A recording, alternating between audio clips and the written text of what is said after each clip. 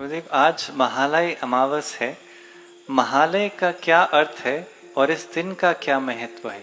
देखो कितने लोग इस दुनिया में रहे, वो सब लीन हो गए, ब्रह्मलीन हम कहते हैं ना, ब्रह्मलीन हो गए, शिवैक्य हो गए, जो लय हो चुके हैं, जो अनंत के साथ एक हो चुके हैं, उनकी याद में किया जाता है आज की अमावस्या का उत्सव। महालय अमावस्या के दिन अपने पितरों को याद करते हैं, उनको धन्यवाद देते हैं। तो ये तो हमारे स्रोत है। हम हमेशा सोचते रहते हमारा एक स्रोत होना चाहिए। एक स्रोत कैसे, क्यों एक स्रोत होना चाहिए? आपका स्रोत भी अनंत है, जैसे आपके अंतिम लक्ष्य भी अनंत है ना। तो हम जरा पीछे मुड़ के देखो कि तुम तो दो लोगों से तो पैदा हुए, अकेले माता से या पिता से नहीं पैदा हुए। तुम्हारा स्रोत क्या है? माता पिता दो हुए और उनके चार दादा दादी नाना नानी, ऐसे पीछे पीछे जाते जाओ तो अनंत लोगों के वजह से तुम यहां हो आज। तो तुम्हारा स्रोत अनंत हुआ कि एक हुआ?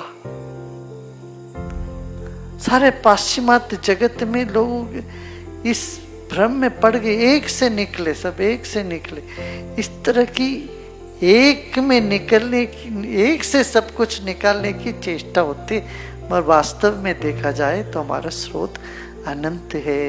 इसीलिए ये जो वैविध्यमय सृष्टि है, इसके कर्ता धर्ता, इसके संहार कारक, ये सब भी अनंत रूप में विराजमान है। नवरात्रि के दिनों में माँ का आराधना करते एक रूप में नहीं है, एक माँ नहीं है, नव दुर्गा है, फिर 64 योगिनी है, फिर सप्तमातृका है, षोडश मातृका,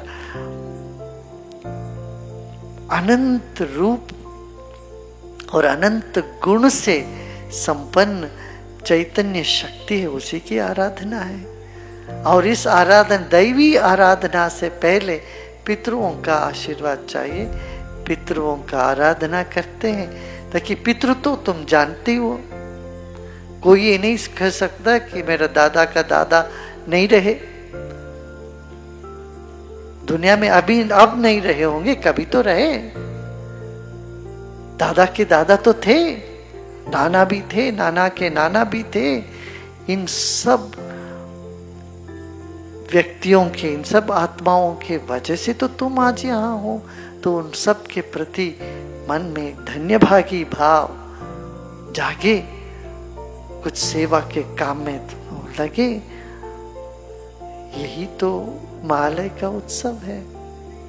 उनको तर्पण देते हैं। तर्पण माने कि आप सब तृप्त हो जाइए, मैं आपके लिए इस दुनिया में ऐसा काम कर बैठूं कि आप प्रसन्न हो जाए। इस भावना से महालय अमावस्या करते हैं। बस कल से फिर नवरात्रि, नवरात्रि में नव दुर्गा की आराधना, ये परंपरा चली आ रही है हजारों सालों से। और इससे क्या है, हमारी जो पुरातन पद्धति है, सनातन पद्धति, ये जागृत रहती है।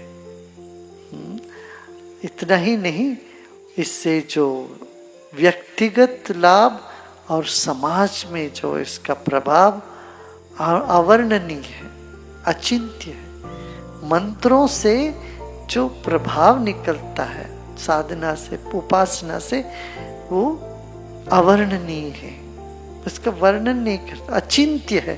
चिंतन करके या विचार के पकड़ में नहीं आ सकता, चिंतन करके नहीं समझ सकते। मंत्रों का प्रभाव को अचिंत्य कहते हैं, सोच नहीं सकते, सोच के बाहर है इसकी तरंग, इसलिए तरंग रूप में ही अनुभव करना चाहिए।